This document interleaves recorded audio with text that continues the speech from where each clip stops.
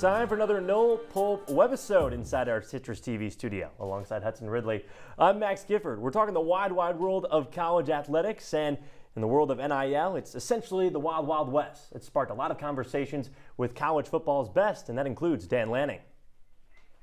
You know, ultimately, how blessed are we to be in a place that's invested in winning? If you want to be a top 10 team in college football, you better be invested in winning. And we spend to win. Some people save to have an excuse for why they don't, right?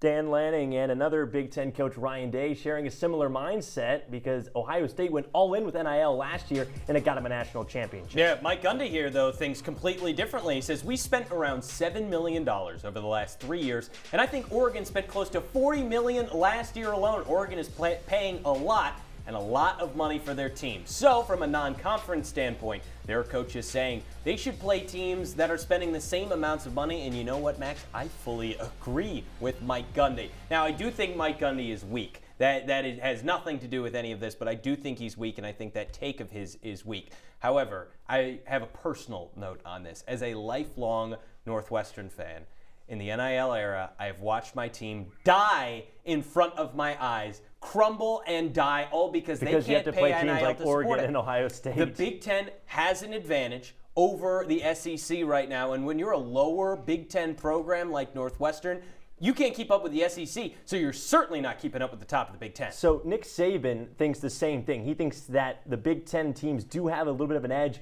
over SEC teams, but these SEC teams are still bringing in so many good guys every year. I think the competition there is just too good at this point, but it is getting to a point that you do need to pay if you want to potentially get wins. Yeah, he says, I think that the SEC was the SEC because of the culture of the South. There wasn't professional football in the South for a long time, and everybody related to the colleges. I think this is now different with all this NIL. It's like professional football, and the Big Ten really has a leg up over the SEC. And the problem is that these teams are consolidating their NIL collectives to give them as much money as possible. We'll talk plenty more about college football. Make sure to watch the full show on YouTube.